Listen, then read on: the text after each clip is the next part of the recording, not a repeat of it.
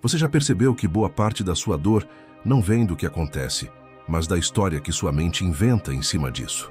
E se eu te dissesse que 2000 anos atrás, um ex-escravo chamado Epicteto já tinha descoberto ferramentas tão poderosas para lidar com o sofrimento que muitos psicólogos modernos ainda se apoiam nelas até hoje? Pensa nisso. Você acorda, alguém te critica, algo dá errado, um plano falha e sua paz desmorona, como se alguém tivesse puxado o chão debaixo de você. Mas e se você pudesse blindar sua mente, mesmo quando o mundo ao redor tenta te quebrar?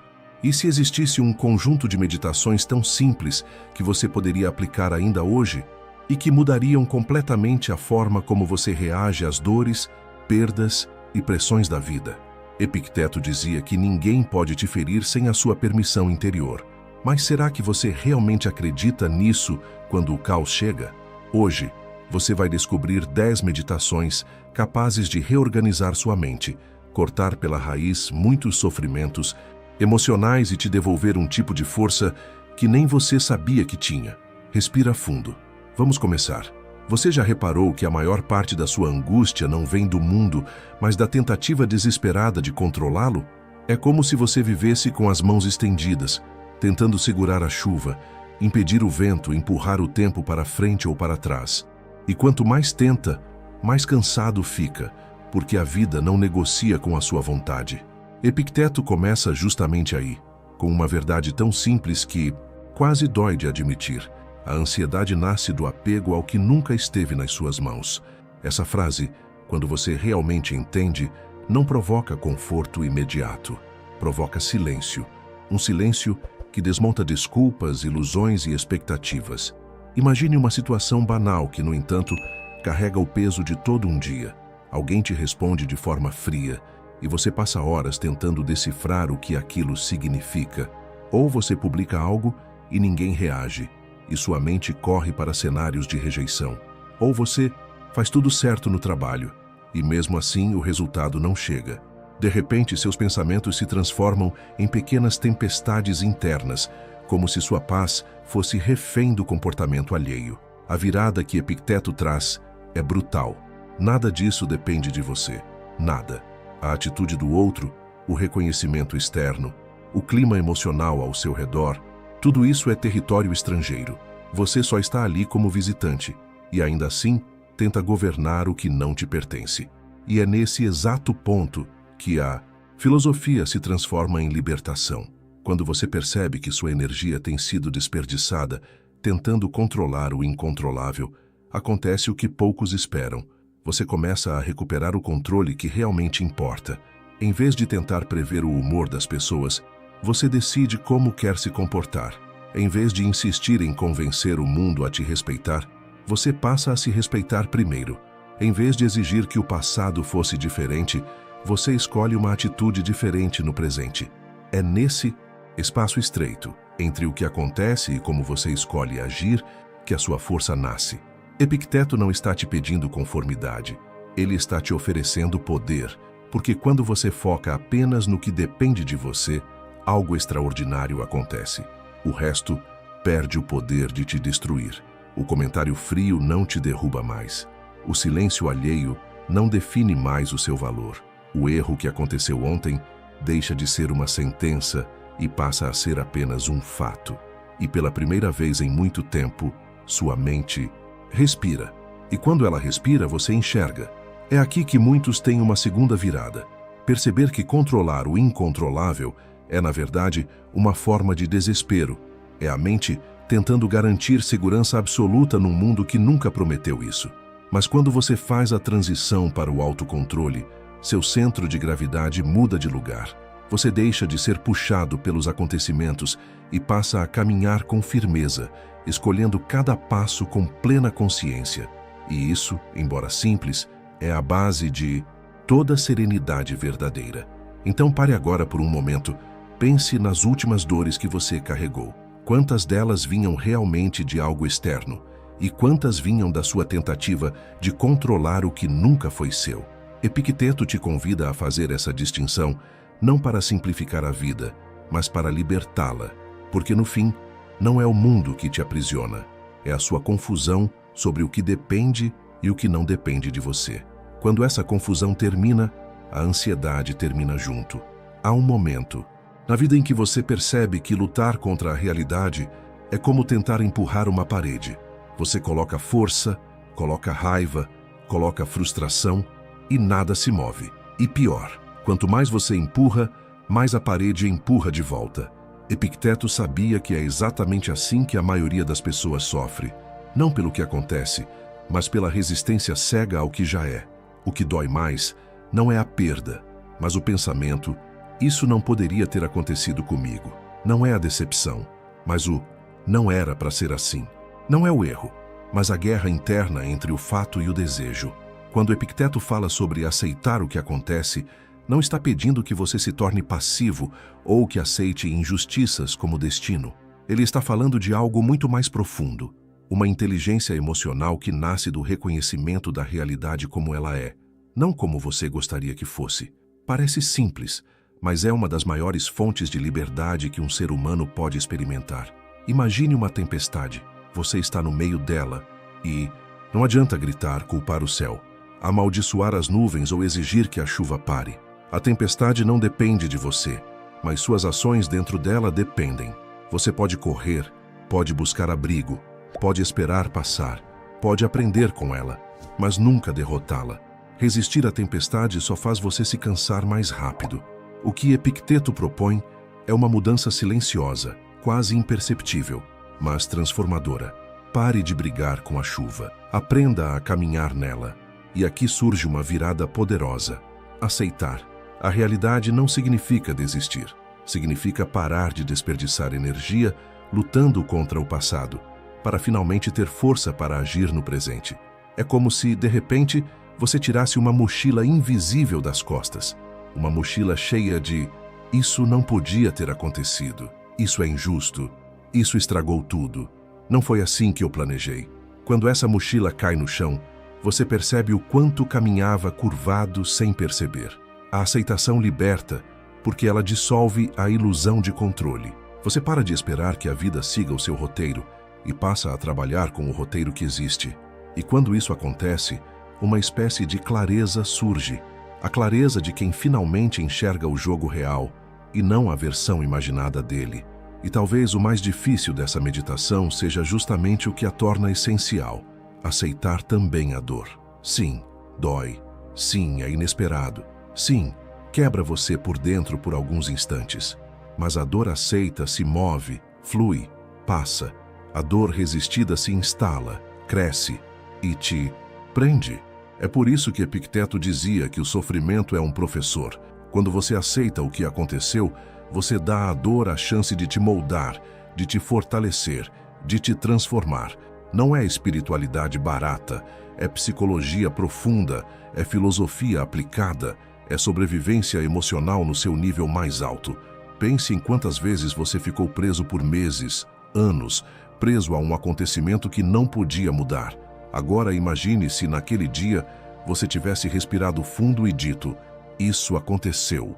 Eu não escolhi, mas escolho o que faço agora". Talvez tudo tivesse sido diferente. Talvez você tivesse sofrido menos. Talvez tivesse crescido mais rápido. Aceitar o que acontece é a porta de entrada para todas as outras virtudes estoicas, porque enquanto você está agarrado ao passado, não consegue caminhar para o futuro. Enquanto luta contra o fato, não consegue agir sobre o presente. Enquanto insiste que a vida deveria ser diferente, não consegue viver a vida que existe. E no momento em que você finalmente acolhe o real, mesmo que a voz interna ainda trema, você sente algo que não esperava: paz. Não a paz de quem venceu o mundo, mas a paz de quem venceu a própria resistência. Essa é a verdadeira vitória que Epicteto nos ensina. Não se trata de controlar a vida, mas de se harmonizar com ela. E quando essa harmonia nasce, a dor deixa de ser inimiga e se torna caminho. Existe um momento em que você percebe que não é o mundo que te fere, é a história que você conta sobre o mundo. E essa percepção, apesar de simples, tem força suficiente para desmontar anos de sofrimento acumulado. Epicteto dizia que não sofremos pelo que acontece, mas pelo julgamento que fazemos do que acontece. E quando você realmente absorve essa ideia, percebe algo desconfortável. A maior parte da sua dor não vem dos fatos, mas da interpretação que você cria sobre eles. Pensa nisso. Alguém passa por você e não te cumprimenta. Isso é um fato, mas na sua cabeça, imediatamente, surgem interpretações. Fiz algo errado? Essa pessoa não gosta de mim? Estou sendo desprezado? E, de repente, um gesto neutro se transforma em uma tempestade emocional. O fato não mudou. Quem mudou foi você. É como se você colocasse lentes distorcidas nos olhos e acreditasse que o mundo inteiro está deformado, quando, na verdade, é apenas a lente. Epicteto te convida a fazer algo que quase ninguém tem coragem de fazer: questionar suas próprias convicções emocionais. Ele te pergunta, silenciosamente, isso te machuca porque é cruel? Ou porque você interpretou como cruel? E essa pergunta cria um eco dentro de você, um incômodo, porque revela como somos reféns de narrativas internas que nem sempre correspondem à realidade. O mais interessante é que, quando você muda a interpretação, a emoção muda junto, não por mágica, mas porque a emoção é consequência direta do significado que você atribui ao fato. Mude o significado e você muda o impacto. E é nessa virada que a filosofia de Epicteto se aproxima profundamente da psicologia moderna. O que hoje chamamos de reestruturação cognitiva, ele chamava simplesmente de corrigir a opinião. Nada te fere mais do que a mente descontrolada, interpretando tudo pelo pior ângulo possível. Imagine agora uma situação em que você foi criticado recentemente. A crítica em si é um conjunto de palavras, neutro, frio, quase mecânico. Mas a opinião que você formou sobre aquilo, sou inútil, fracassei, estou decepcionando, é o que realmente te quebrou. Epicteto diria, apague a opinião e o sofrimento desaparecerá com ela. E esse ponto é tão forte que muda a forma como você enfrenta conflitos, decepções, erros e até lembranças antigas, porque você percebe que não está preso ao acontecimento, mas à interpretação que você se recusou a atualizar. Às vezes, você carrega um trauma por anos, não porque ele ainda existe, mas porque você ainda o lê com a mesma perspectiva de antes. Mas a verdadeira transformação acontece quando você desenvolve um hábito raro, o hábito de observar o que pensa, antes de acreditar no que pensa. Quando alguém te ofende, você passa a se perguntar, foi uma ofensa ou eu interpretei como ofensa? Quando algo dá errado, você pergunta, isso é um desastre? Ou só uma experiência que eu ainda não consegui compreender? Esse pequeno espaço entre o estímulo e a interpretação é onde nasce a sua liberdade emocional. A maioria das pessoas reage automaticamente, como se o mundo apertasse botões e elas funcionassem por padrão. Mas Epicteto te desafia a quebrar esse padrão. Ele te desafia a ser autor do seu significado e não vítima dele. E talvez o mais belo dessa meditação seja o fato de que ela devolve a você um poder que você nem sabia que tinha, o poder de reinterpretar a própria dor. Quando você muda a forma como olha para o sofrimento muda a forma como olha para você. Ele deixa de te esmagar e começa a te moldar. No final, a grande revelação é esta: não é a vida que determina seus sentimentos, é você. E quando você recupera esse domínio, nada externo tem força para te destruir, porque a chave da sua paz está onde sempre deveria estar, dentro de você. Há um inimigo silencioso que não grita, não ameaça e não bate à porta. Ele se instala em você aos poucos, alimentado por pequenas vitórias, pequenas comparações, pequenas necessidades de ser visto. E quando você menos percebe, ele domina seus pensamentos, ditando o que vale e o que não vale em sua vida. Esse inimigo é o ego. E Epicteto sabia que nada rouba mais a paz de um ser humano do que depender de coisas que podem ser retiradas a qualquer momento. O ego é esperto. Ele não aparece dizendo, eu quero controlar você. Ele se disfarça de autoestima, de ambição, de desejo saudável. É aquela voz que diz, você só está indo bem se os outros perceberem. É a necessidade de ser admirado, elogiado, aplaudido. É o brilho nos olhos quando alguém te valida e o peso no peito quando ninguém nota seu esforço. Epicteto desmonta esse jogo de um jeito quase desconfortável. Ele pergunta no que você apoia seu valor. Se for em algo que depende do mundo externo, ele diz: você jamais será livre. E essa afirmação é um golpe, porque quando você observa sua vida com sinceridade, percebe que muito do seu humor, das suas decisões e até dos seus medos estão ancorados em fatores que não pertencem a você. Pensa por um instante. Quantas vezes você já se sentiu inferior porque não tinha o que o outro tinha? Quantas vezes sua felicidade ficou nas mãos de alguém que te elogiou ou te ignorou? Quantas vezes seu humor desmoronou porque alguém não reagiu como você esperava? O ego é uma casa construída em areia. Enquanto tudo está aparentemente bem, ela parece estável, mas basta uma maré diferente, uma crítica, uma perda, um erro, e tudo afunda. Epicteto te convida a construir em outro terreno, o terreno da virtude, do caráter, da disciplina, daquilo que ninguém pode tomar. Quando você baseia seu valor naquilo que controla, sua atitude, seu esforço, sua integridade, o mundo perde o poder de te humilhar ou exaltar além da medida. Você deixa de ser escravo do olhar alheio. Existe uma virada profunda aqui. Quando você solta o ego, não se torna menor, se torna mais real. Você para de viver para impressionar e passa a viver para ser. A autenticidade substitui a exibição. A serenidade substitui a comparação. A liberdade substitui a necessidade. E a verdade é que o ego nunca quer que você perceba isso, porque ele sobrevive justamente da sua insegurança. Ele te convence de que você precisa ser especial, admirado, reconhecido, quando na verdade, tudo o que você precisa é ser alinhado consigo mesmo. E essa é uma das maiores fontes de paz que um ser humano pode experimentar. Imagine por um instante viver sem medo de opinião alheia, sem precisar provar nada, sem se sentir diminuído quando alguém tem mais, sem sofrer porque o mundo não reconheceu seu valor.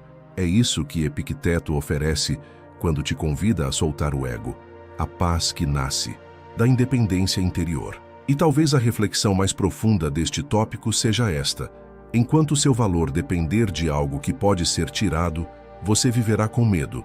Mas quando seu valor depende apenas do que você é e não do que dizem sobre você, a vida se torna muito mais leve.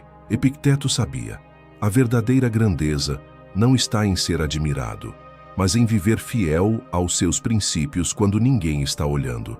Porque tudo o que você mostra ao mundo é temporário, mas o que você constrói dentro de si é eterno. Há um erro silencioso que quase todo mundo comete: esperar a vida ficar difícil para então tentar ser forte. É como entrar em uma batalha sem nunca ter segurado uma espada. Como esperar autocontrole se você nunca treinou autocontrole. Como esperar serenidade se você nunca praticou serenidade. Você quer manter a calma quando tudo desaba, mas vive se permitindo explodir por qualquer detalhe. Quer lidar com rejeições, mas nunca treinou sua mente para suportar um não. Quer ser resiliente, mas foge de qualquer desconforto antes que ele te ensine algo. Epicteto enxergava isso com absoluta clareza. Para ele, a vida era uma espécie de Olimpíada da alma, onde você não vence pela força física, mas pela firmeza interior. Cada emoção que tenta te dominar é um adversário. Cada situação inesperada é um teste. Cada frustração é um treino. E todo treino exige repetição. O problema é que a maioria treinou exatamente o contrário do que deseja. Treinou reagir por impulso, treinou se ofender por pouco, treinou desistir rápido, treinou transformar qualquer contrariedade em drama. Se você pratica isso diariamente, por que espera resultados diferentes nos momentos que mais importam? O que Epicteto propõe é uma mudança radical e silenciosa. Ele diz para você treinar antes da vida te obrigar. Quando algo te irritar, em vez de responder automaticamente, você observa. Quando alguém te provoca, em vez de incendiar sua raiva, você respira. Quando a ansiedade quer assumir o comando, você cria um espaço entre o estímulo e sua escolha. É nesse pequeno intervalo que mora toda a sua força. Um exemplo simples: alguém te corta no trânsito. O velho padrão ativa a fúria em segundos. O novo padrão, treinado, te convida a pausar, reconhecer a emoção surgindo e agir com consciência. Parece pouco, mas é nesses pequenos treinos que você constrói a musculatura emocional que te sustentará quando as tempestades maiores chegarem. E elas sempre chegam. A vida não pergunta se você está preparado. Ela só chega. E quando chega, revela quem treinou e quem improvisou. Epicteto acreditava que ninguém encontra serenidade por acaso. Serenidade é construção, é disciplina, é repetição dos pensamentos certos até que eles se tornem reflexo natural. É escolher conscientemente não alimentar o caos interno, mesmo quando o externo parece inevitável. É por isso que os estoicos não falavam sobre paz. Eles a praticavam. Não falavam sobre autocontrole. Eles o cultivavam. Não falavam sobre sabedoria emocional. Eles a encarnavam diariamente. A grande virada deste tópico é entender que você não reage com raiva porque o mundo te provoca, mas porque você treinou a reagir assim. E, ao mesmo tempo, isso é a sua maior esperança. Você pode treinar outra resposta. Pode treinar calma. Pode treinar clareza. Pode treinar força. Pode treinar presença. Porque a mente humana é moldável. E Epicteto sabia que aquele que domina sua mente, domina sua vida. No final das contas, a pergunta mais honesta que você pode fazer a si mesmo é esta: o que eu tenho treinado todos os dias? Porque aquilo que você treina sem perceber se torna exatamente aquilo que você será quando a vida te testar. E se você começar agora, mesmo que com passos pequenos, a vida vai notar. E você também. A mente humana tem uma tendência perigosa: acostumar-se com o que tem. Tudo aquilo que um dia parecia um milagre, uma pessoa, uma conquista, uma saúde estável, um lar seguro, aos poucos vira normal. E quando algo se torna normal, deixa de ser percebido. A gratidão some, o encanto some, a presença some, até que, ironicamente, você só percebe o valor quando a vida ameaça tirar ou tira de fato. Epicteto conhecia profundamente esse mecanismo da alma. Ele sabia que a mente, quando se acostuma demais, perde sensibilidade. Por isso, ele introduziu uma prática que, à primeira vista, parece sombria, quase incômoda, mas que esconde uma sabedoria transformadora: contemplar a possibilidade da perda. Não como pessimismo, mas como despertar. Não para sofrer, mas para enxergar, porque nada ilumina o valor do presente como imaginar sua ausência. Pense por um instante na pessoa que você mais ama. Agora imagine, só imagine, como seria a vida sem ela. A repentina escuridão desse pensamento faz sua mente estremecer. Mas repare no que surge logo depois. Uma onda de gratidão tão verdadeira que você talvez não sentisse há semanas, porque por um segundo você percebeu que nada do que é importante na sua vida é garantido. Tudo é empréstimo. E é justamente por isso que tudo tem valor. Epicteto convidava seus discípulos a fazer isso todas as manhãs. Visualizar que sua casa poderia ser destruída, que sua saúde poderia falhar, que sua rotina poderia mudar sem aviso. E antes que alguém interpretasse isso como fatalismo, ele explicava o propósito: despertar a consciência de que cada momento é um privilégio, não um direito. Quando você contempla a fragilidade da vida, cada detalhe se torna precioso. Cada abraço tem um peso diferente. Cada conversa tem uma cor mais profunda. Cada pequeno gesto deixa de ser pequeno. A virada aqui é poderosa. Você não imagina a perda para sofrer. Você imagina a perda para acordar. É assim que a mente sai do piloto automático e volta para a sensibilidade. É assim que o que você tem, de repente, volta a ter alma. A psicologia moderna chama isso de contraste perceptual. Para perceber a luz, você precisa lembrar da escuridão. Mas Epicteto já sabia disso muito antes. De qualquer estudo científico, ele entendia o que muitos ignoram: que a gratidão não é um sentimento espontâneo. Ela é um exercício de memória. Você não sente gratidão simplesmente porque as coisas são boas, mas porque se lembra do que elas significam. E esse exercício, quando praticado com honestidade, muda tudo. O que antes parecia rotineiro se torna extraordinário. O que antes era invisível se torna essencial. O que antes era um hábito se torna um presente.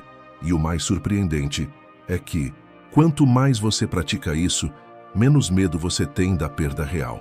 Porque você aprende a valorizar sem apegar, aprende a amar sem aprisionar, aprende a viver sem exigir garantias que a vida nunca prometeu. A gratidão se torna uma armadura, não para evitar o sofrimento, mas para impedir que a ingratidão destrua sua alegria. No fim, Epicteto te convida a fazer uma simples pergunta: se isso desaparecesse amanhã, como eu me sentiria hoje? E quando você responde com sinceridade, percebe que já possui mais motivos para agradecer do que para reclamar. Só não estava acordado o suficiente para notar. Esse despertar é o verdadeiro propósito da visualização negativa. Não é medo, é presença, é profundidade, é vida. Existe uma verdade silenciosa que quase ninguém percebe. Você vive repetindo as mesmas dores, os mesmos impulsos, as mesmas reações. Não porque a vida insiste em te testar, mas porque você insiste em não aprender com o que já viveu. E Epicteto sabia disso melhor do que qualquer um. Por isso, ele ensinava um dos exercícios mais poderosos do estoicismo, a revisão diária. Imagine um general após uma batalha. Ele não celebra às cegas, nem se lamenta pelos erros. Ele analisa. Ele observa cada movimento, cada decisão, cada falha e cada acerto. Não por culpa, mas por estratégia. Porque ele sabe que a guerra continua amanhã. E amanhã, ele quer estar melhor do que estava hoje. Epicteto convida você a fazer exatamente isso com a sua vida. Antes de dormir, quando o barulho do mundo finalmente silencia, existe um momento em que você pode olhar para si com uma honestidade que não consegue ter durante o dia. É nesse silêncio que você se pergunta: onde eu fui forte? Onde eu fui fraco? Onde perdi o controle? Onde deixei minhas emoções me comandarem como se eu fosse passageiro da minha própria vida? É nesse momento que você descobre verdades que nunca teria coragem de admitir enquanto a correria te protege da introspecção. A maioria das pessoas foge desse espelho. Elas preferem acreditar que reagem por causa dos outros, que os problemas vêm de fora, que a culpa é sempre do mundo. Mas quando você revisa seu dia, percebe que muito do que te machuca começa na verdade dentro de você. Não para te culpar, mas para te libertar. Porque aquilo que você reconhece, você pode transformar. Aquilo que você ignora, controla você. O mais surpreendente é que esse gesto tão simples, dedicar alguns minutos ao próprio autoconhecimento, tem impacto profundo e acumulativo.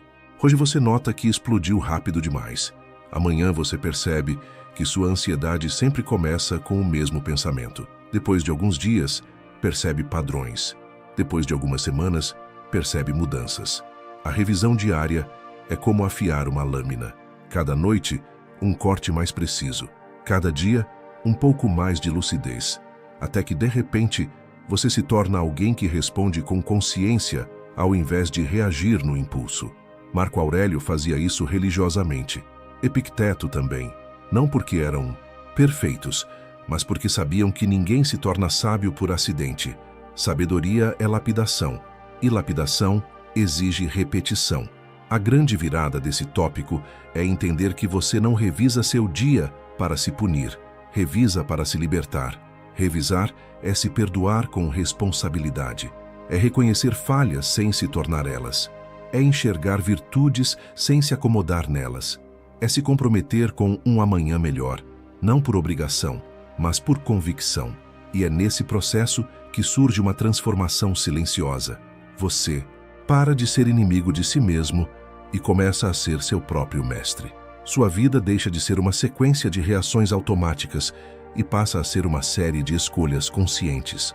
Você deixa de viver dormindo e começa a viver desperto. Epicteto sabia: o dia em que você para de se observar é o dia em que para de evoluir. E o dia em que para de evoluir é o dia em que a vida começa a te arrastar. Revisar seu dia é pegar de volta as rédeas. É assumir a autoria da própria história. É evitar que o ontem se repita amanhã, a não ser que você queira que se repita. No final, essa prática te dá algo que ninguém pode te dar: clareza. E clareza é o terreno fértil onde todas as transformações começam. Existe uma prisão tão confortável que quase ninguém percebe que está dentro dela. Uma prisão feita de pequenos prazeres, pequenas recompensas, pequenos impulsos que parecem inofensivos, mas que, somados, sequestram sua liberdade interior. É o impulso de abrir o celular sem pensar, de comprar algo para aliviar a ansiedade, de comer porque está triste, de buscar distração para fugir do próprio silêncio. Epicteto sabia que essa prisão é a mais perigosa de todas, porque ela não tem grades, não tem cadeado, não tem carcereiro. Ela tem sedução. O desejo irrestrito é como uma corrente de veludo, macia ao toque, leve no início, quase inofensiva, até que você tenta se mexer e percebe que já não consegue. E quanto mais você cede ao impulso, mais fraco se torna diante dele. O mundo moderno acelerou isso de maneira brutal. Nunca na história tivemos tanto acesso a estímulos instantâneos. Comida rápida, compras rápidas, dopamina rápida. E quanto mais rápido o prazer chega, mais lenta a disciplina se torna. Epicteto olhava para esse fenômeno com a clareza de quem entende o coração humano. Ele sabia que o desejo em si não é o problema. O problema é se tornar escravo dele. O mundo te diz que liberdade é fazer tudo o que você quer. Epicteto diz que liberdade é justamente o contrário. É conseguir, escolher não fazer, mesmo quando você quer. Essa é a diferença entre prazer e poder.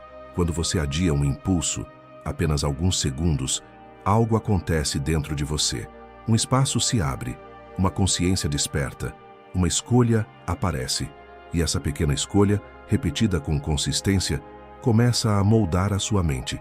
Você percebe que não precisa comer sempre que sente ansiedade, percebe que não precisa responder sempre que se irrita, percebe que não precisa comprar sempre que sente vazio, percebe que não precisa preencher cada minuto com estimulação. E essa percepção é a primeira rachadura na prisão. Ela é pequena, mas é suficiente para a luz entrar. Epicteto dizia que aquele que domina seus desejos domina tiranos.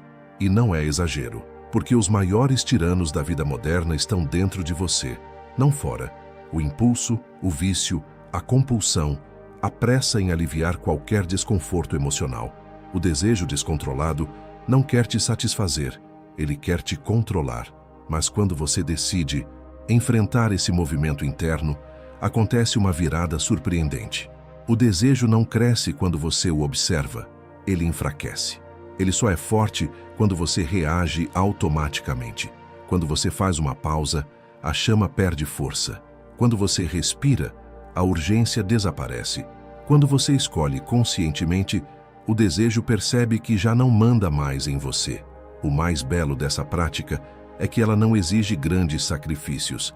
Não é sobre renunciar ao prazer, mas renunciar à escravidão. Não é sobre nunca ter impulsos, mas sobre nunca ser dominado por eles. Não é sobre cortar o chocolate, é sobre recuperar a escolha de comer ou não.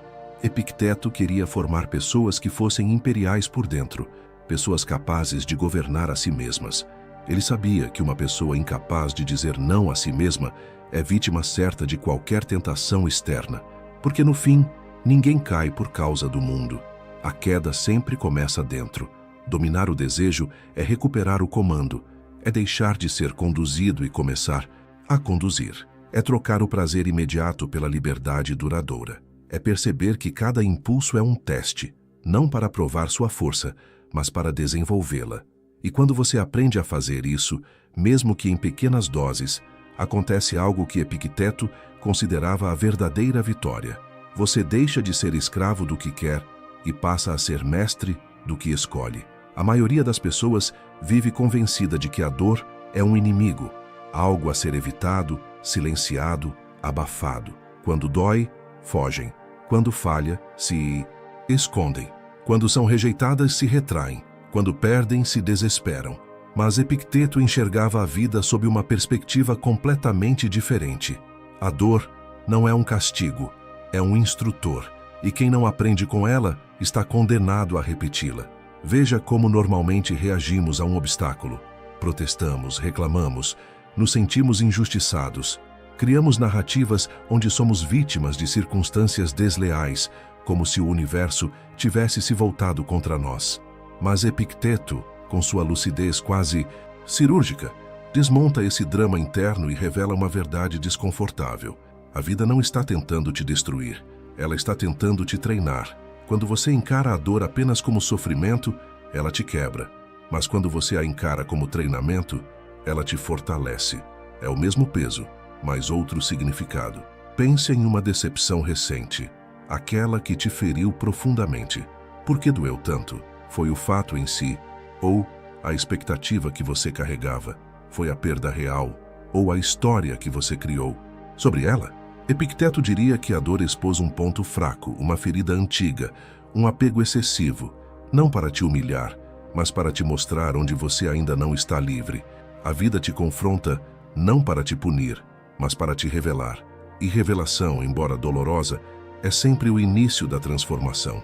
Quando alguém te trai, Epicteto não te convida a se fechar. Ele te convida a praticar compaixão. Não porque o outro merece, mas porque seu coração precisa. Quando algo dá errado e foge do seu controle, ele te chama para praticar resiliência.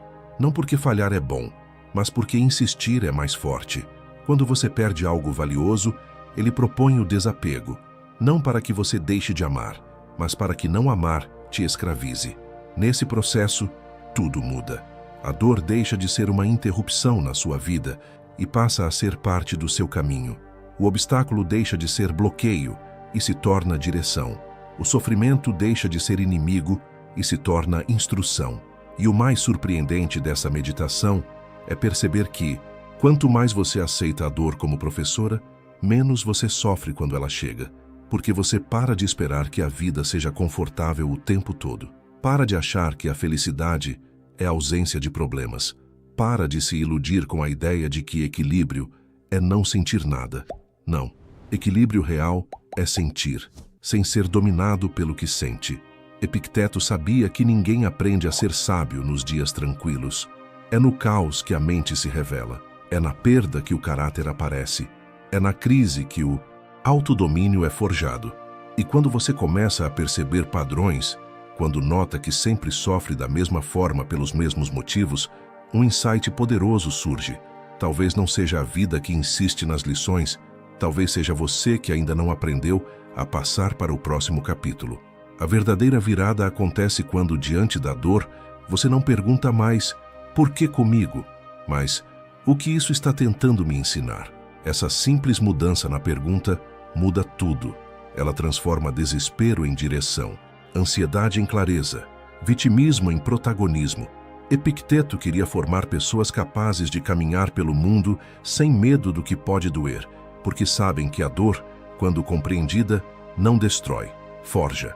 E existe uma liberdade imensa nisso, a liberdade de não temer mais as quedas, porque você já sabe que pode levantar delas mais forte do que antes.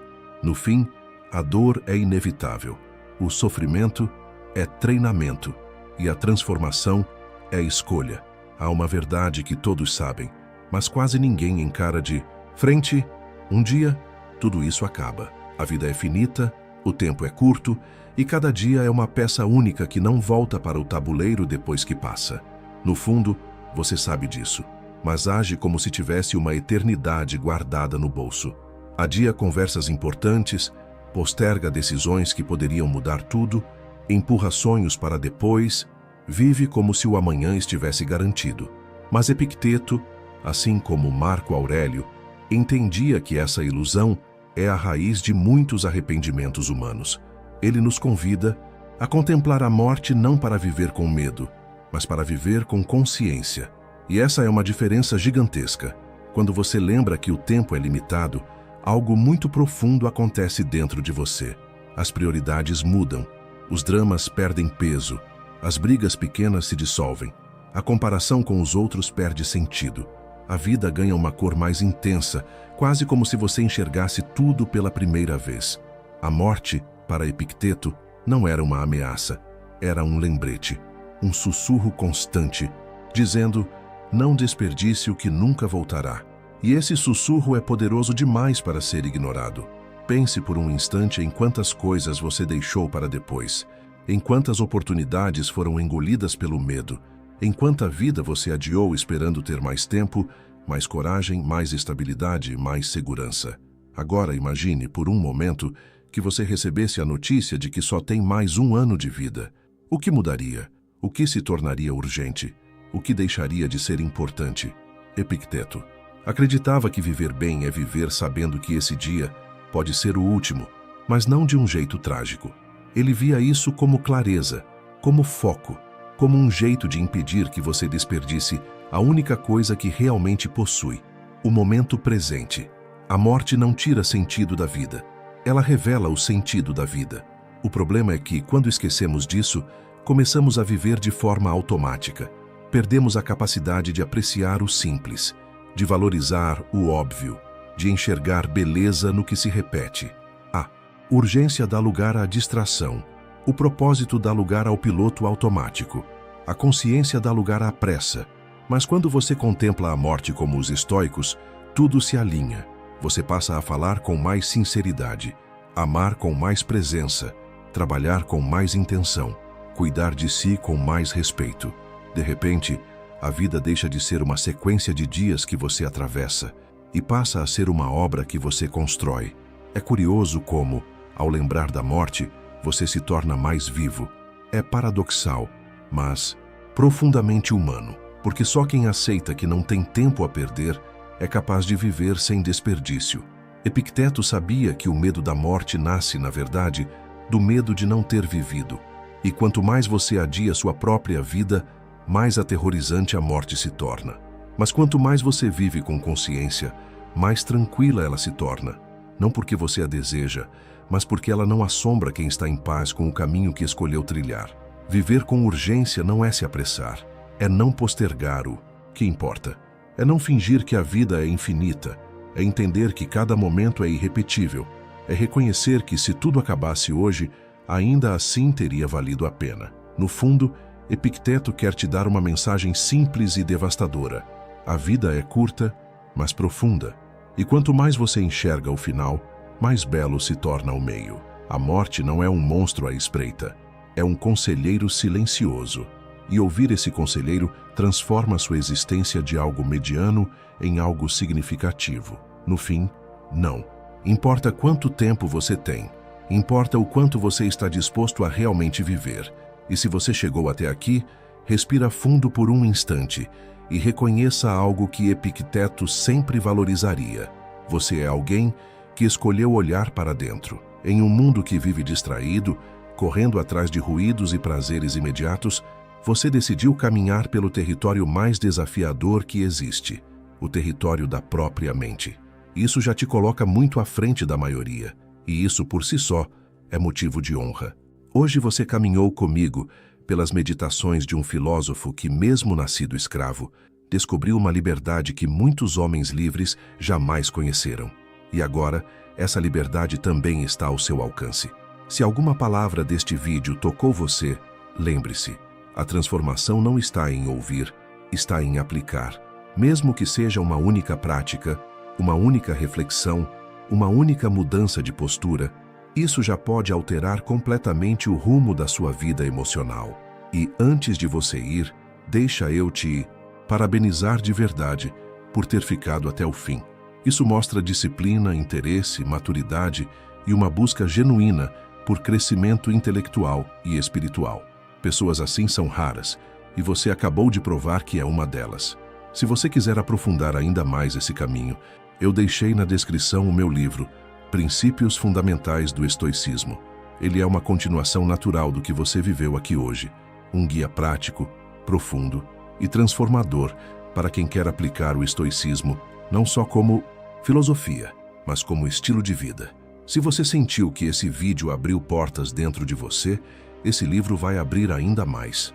Agora, eu quero te fazer um pedido simples, mas importante. Deixa um comentário aqui embaixo. Se você quiser compartilhar sua reflexão, será uma honra ler. Mas se não souber exatamente o que escrever, apenas comente gratidão. Assim eu saberei que você caminhou comigo até o final deste vídeo e que faz parte dessa comunidade que cresce buscando força, sabedoria e consciência. E claro, se ainda não é inscrito, aproveita este momento e se inscreve no canal. Ative as notificações para continuar recebendo mensagens edificantes e profundas como essa. E se quiser apoiar ainda mais esse projeto, considere se tornar membro do canal. Clique no botão Seja Membro e veja as vantagens. É uma forma direta de fortalecer esse conteúdo e permitir que a mensagem continue alcançando mais pessoas. Foi uma caminhada profunda hoje. E para continuar essa jornada, deixamos... Você já se sentiu frustrado após um conflito, como se tivesse perdido algo mais importante que o próprio argumento? Talvez o respeito de alguém ou até mesmo a sua paz interior. Muitos de nós cometemos erros durante confrontos que minam nossa autoridade, nossa postura e, pior, nossa autoestima. Mas o que será que estamos fazendo de errado? A boa notícia é que a filosofia estoica tem respostas práticas e profundas para esses dilemas. Vamos mergulhar nas atitudes que nos fazem parecer fracos em conflitos e, mais importante, descobrir como transformá-las em estratégias que inspiram respeito e equilíbrio. 1. Reagir com emoção descontrolada. Explodir de raiva ou sucumbir ao choro em momentos de tensão pode até parecer um alívio imediato, mas na prática, isso comunica algo muito diferente: perda de controle. Quando deixamos nossas emoções assumirem o comando, enviamos uma mensagem clara para os outros, e para nós mesmos, de que não estamos prontos para lidar com o conflito de maneira racional. Marco Aurélio, em sua sabedoria estoica, nos alerta que a alma fica tingida com a cor dos seus pensamentos. Em outras palavras, aquilo que permitimos dominar nossa mente molda a maneira como somos percebidos e, mais importante, como reagimos ao mundo. Em um conflito, reagir de forma descontrolada não apenas coloca você em desvantagem, mas também afeta negativamente sua imagem perante os outros. Pense nisso. Quando alguém perde a calma, automaticamente parece mais frágil e vulnerável. Essa perda de compostura não resolve a situação. Em muitos casos, pode piorar as coisas. O problema inicial acaba sendo ofuscado pela sua reação exagerada, desviando o foco da questão real. E, como consequência, o respeito que as pessoas tinham por você começa a se desgastar. A chave para evitar esse ciclo é simples, mas exige prática. Pare, respire e pergunte-se algo poderoso, ainda que sutil. Esta reação me aproxima ou me afasta do meu objetivo? Esse momento de pausa pode fazer toda a diferença. É aqui que a filosofia estoica nos ensina que o controle das emoções não significa reprimi-las, mas direcioná-las. Quando você respira antes de responder, crie espaço para pensar, permitindo que a razão, e não a emoção, guie sua atitude. Concentre-se no problema em questão, não na sua raiva ou frustração. Por mais tentador que seja descontar em quem está do outro lado do conflito, manter a calma é uma forma de demonstrar força. A força que confunde aqueles que esperam um ataque ou uma explosão emocional. A verdadeira liderança, tanto nas pequenas quanto nas grandes adversidades, está na capacidade de agir com serenidade quando tudo ao redor sugere o contrário. Praticar essa postura não é apenas sobre parecer forte, mas sobre ganhar controle real da situação.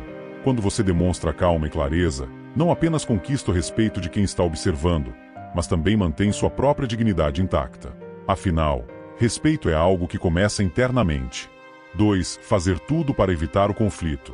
Evitar conflitos pode parecer, à primeira vista, a solução mais fácil para manter a harmonia, mas na verdade, essa atitude muitas vezes cria um terreno fértil para a falta de respeito. Quando você escolhe fugir de confrontos, a mensagem implícita que passa é a de que está disposto a sacrificar seus próprios valores, opiniões ou até mesmo sua dignidade para evitar um desconforto momentâneo. Isso pode parecer uma escolha pragmática no curto prazo, mas a longo prazo, as pessoas ao seu redor começam a perceber essa postura como um sinal de fraqueza. Afinal, quem não defende o que é importante corre o risco de ser constantemente desafiado. Epicteto, um dos grandes mestres do estoicismo, nos lembra que não são os eventos, mas as opiniões sobre eles que nos perturbam. Essa sabedoria nos convida a refletir sobre o real impacto de um confronto. Muitas vezes, o medo de enfrentar um conflito está mais associado às nossas percepções do que à situação em si. Fugir, portanto, não resolve o problema. Pelo contrário, ele se acumula, cresce e, eventualmente, volta a nos atingir de forma ainda mais intensa. A resistência em confrontar pode fazer com que outros testem seus limites, pois a ausência de uma postura firme os encoraja a desconsiderar suas necessidades e valores. Enfrentar o conflito não significa ser agressivo ou autoritário. O equilíbrio está na assertividade, expressar suas opiniões de forma clara, sem cair em ataques pessoais ou tom hostil. A assertividade é uma ferramenta poderosa que comunica não apenas confiança, mas também respeito por si mesmo e pelos outros.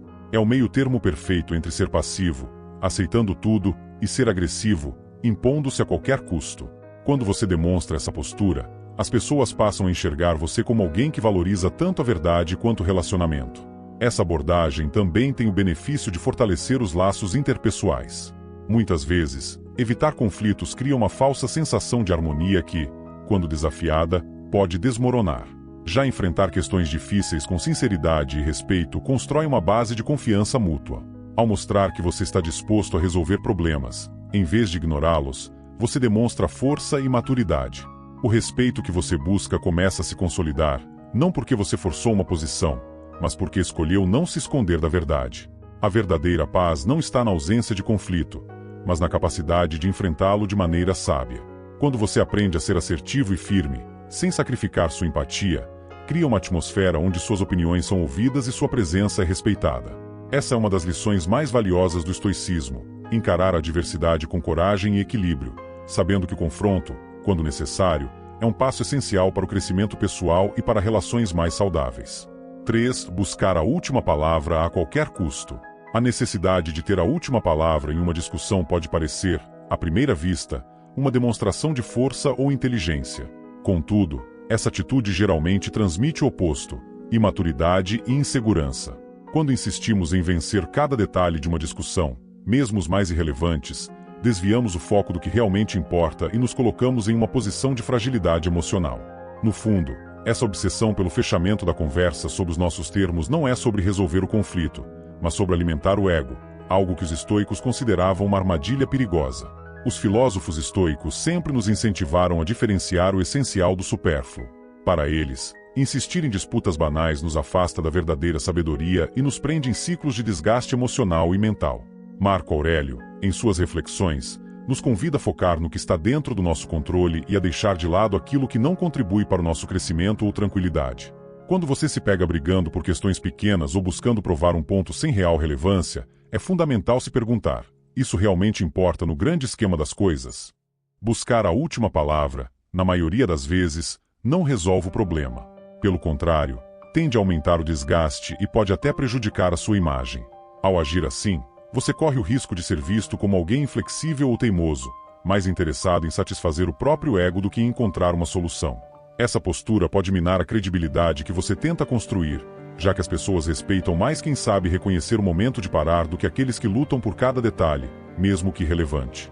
O estoicismo oferece uma alternativa poderosa: escolher suas batalhas com sabedoria.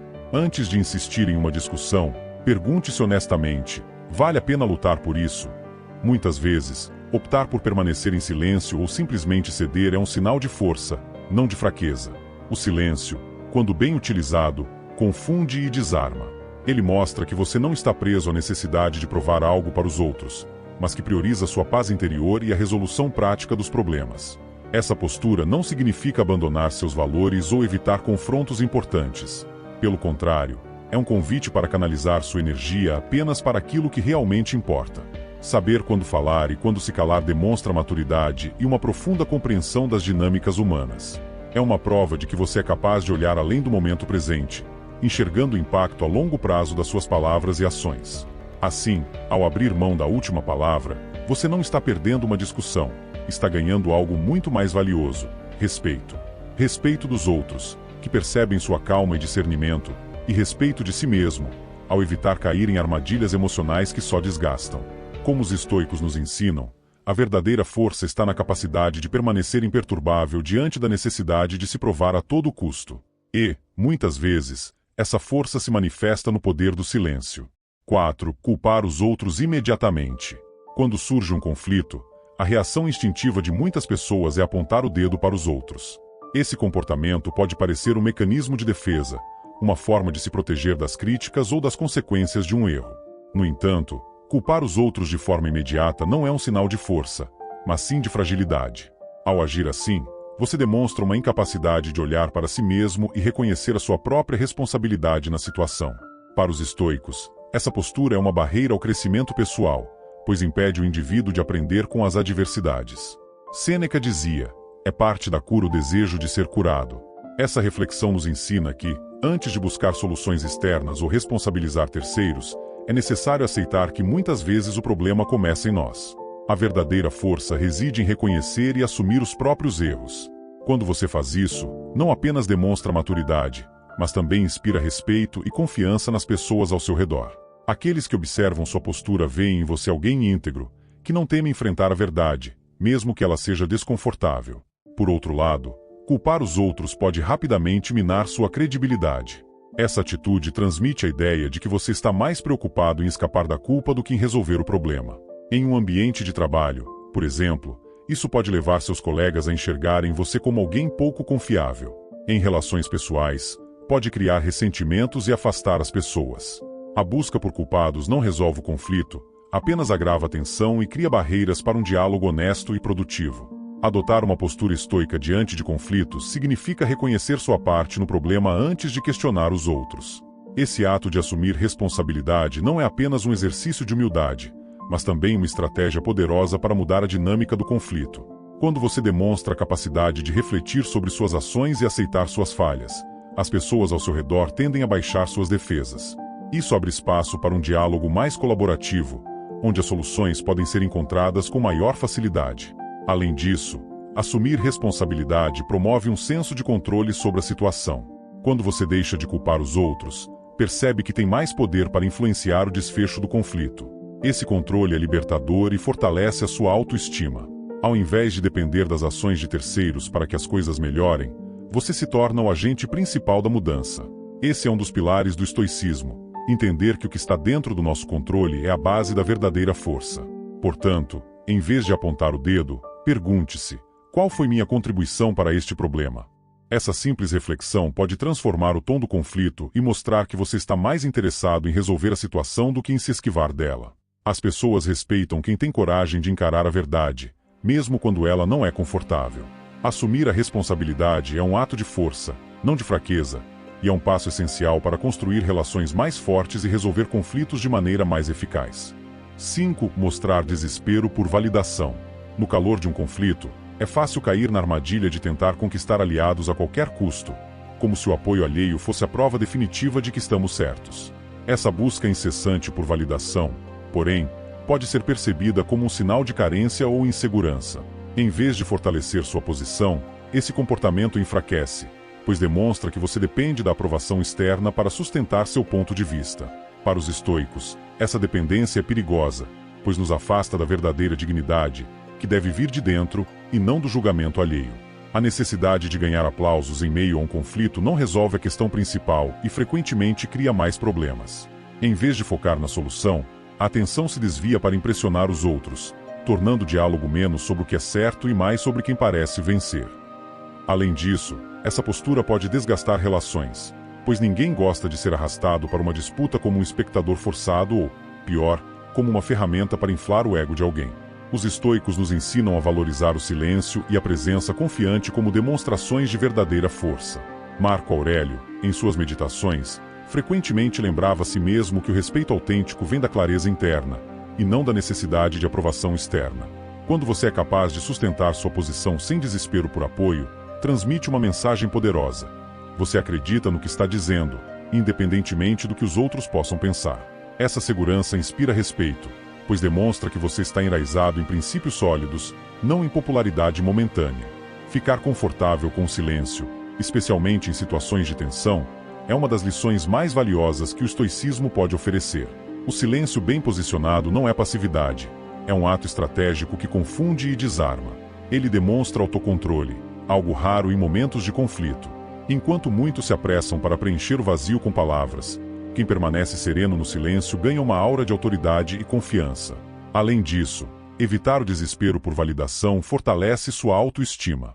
Quando você deixa de buscar aprovação, percebe que sua opinião tem valor intrínseco, não importa quantas pessoas concordem com você. Isso cria uma base sólida para enfrentar conflitos, pois você não está mais vulnerável às opiniões externas. A verdadeira força está em sustentar sua posição com serenidade, permitindo que suas ações e argumentos falem por si mesmos. Portanto, em vez de procurar apoio desesperadamente, aprenda a confiar na sua própria postura. Esteja disposto a enfrentar o desconforto do silêncio e permita que sua confiança natural brilhe. Essa presença firme não apenas resolve os conflitos de forma mais eficaz, mas também conquista o respeito daqueles ao seu redor. Afinal, como os estoicos acreditavam, a dignidade não depende do eco dos aplausos, mas da tranquilidade de saber quem você realmente é. 6. Permitir que o ego tome conta. Quando o ego domina nossas ações, até os menores conflitos podem se transformar em batalhas desnecessárias. O ego nos faz reagir exageradamente a críticas, nos ofendermos com facilidade e lutar por razões que, no fundo, não tem importância real.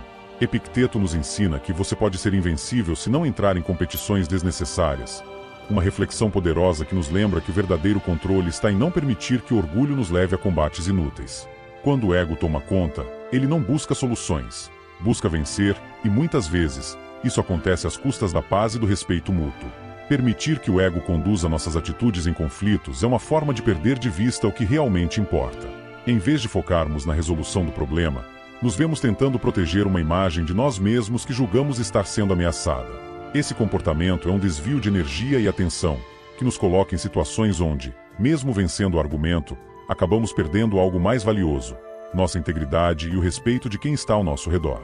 Afinal, quando as pessoas percebem que você está mais preocupado em alimentar seu orgulho do que em encontrar soluções, elas começam a questionar sua maturidade emocional. A chave para evitar que o ego tome conta é substituí-lo por propósito. Em meio a um conflito, pergunte-se: o que realmente está em jogo aqui? Essa simples reflexão pode mudar completamente a dinâmica de uma discussão. Muitas vezes, ao analisar a situação com clareza, percebemos que estamos lutando por algo que pouco importa ou que estamos insistindo em defender uma posição apenas por orgulho. Reconhecer isso é libertador e uma demonstração de força, pois reflete a autoconsciência e a capacidade de priorizar o que realmente importa. Quando você escolhe focar na solução e não no ego, transmite uma mensagem clara. Você valoriza a paz, a produtividade e as relações acima de sua própria vaidade. Essa postura não apenas resolve conflitos de maneira mais eficaz, mas também conquista o respeito de quem está ao seu redor. Afinal, poucas coisas são mais admiráveis do que a habilidade de manter o foco no objetivo maior, mesmo diante de provocações ou desafios ao seu orgulho. O estoicismo nos ensina que o ego é um inimigo interno, que frequentemente nos desvia do caminho da sabedoria. A verdadeira força não está em ser o mais alto, o mais ouvido ou o mais temido, mas em ser o mais sereno, o mais equilibrado e o mais comprometido com o que é essencial. Quando você é capaz de substituir o orgulho pelo propósito, sua abordagem em conflito se torna mais estratégica e menos emocional, e isso, inevitavelmente, resulta em um maior respeito de todos ao seu redor. Lidar com o ego é um exercício constante, mas cada vez que você escolhe o propósito em vez do orgulho, se fortalece como indivíduo e como líder. Você demonstra que sua força não vem de dominar os outros, mas de dominar a si mesmo. E, no final, essa é a vitória que realmente importa. 7. Ignorar a perspectiva do outro.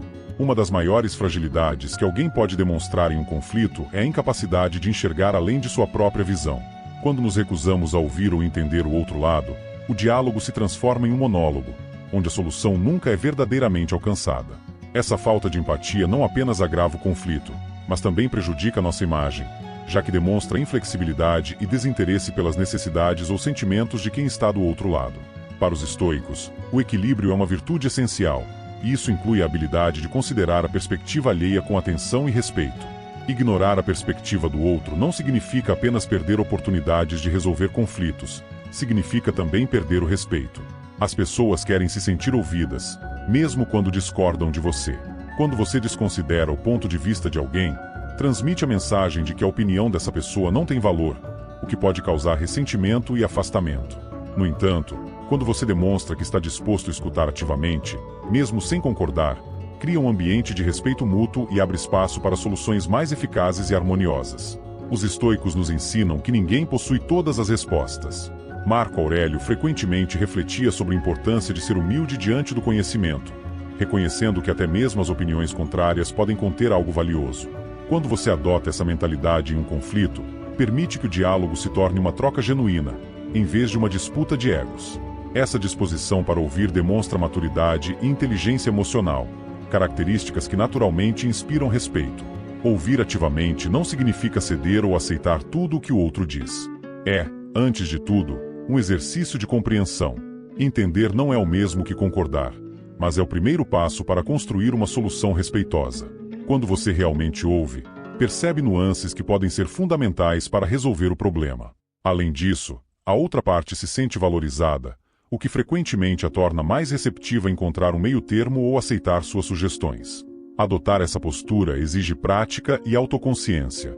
É preciso silenciar o impulso de interromper ou refutar imediatamente e se concentrar no que está sendo dito. Repetir para si mesmo frases como "eu não tenho todas as respostas" ou "o que posso aprender com isso" pode ajudar a manter uma mente aberta e disposta a ouvir. Essa atitude não apenas eleva o nível da conversa, mas também fortalece sua credibilidade e sua capacidade de liderar em situações de tensão. Em última análise, considerar a perspectiva do outro não enfraquece sua posição em um conflito. Pelo contrário, fortalece-a.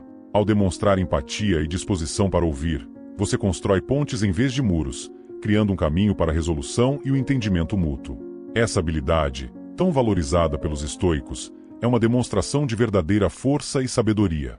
O respeito que você conquista ao adotar essa abordagem é duradouro, pois reflete não apenas seu caráter, mas também sua habilidade de lidar com conflitos de maneira justa e equilibrada. Fechamento. Conflitos são inevitáveis, mas como você lida com eles define quem você é aos olhos dos outros e aos seus próprios olhos. Adotar uma abordagem estoica nos momentos de tensão não só evita que você pareça fraco, mas também constrói respeito e confiança. Então, na próxima vez que um conflito surgir, lembre-se, você tem o poder de escolher sua resposta. Fortaleça sua postura, seja dono das suas emoções e inspire respeito ao seu redor. E você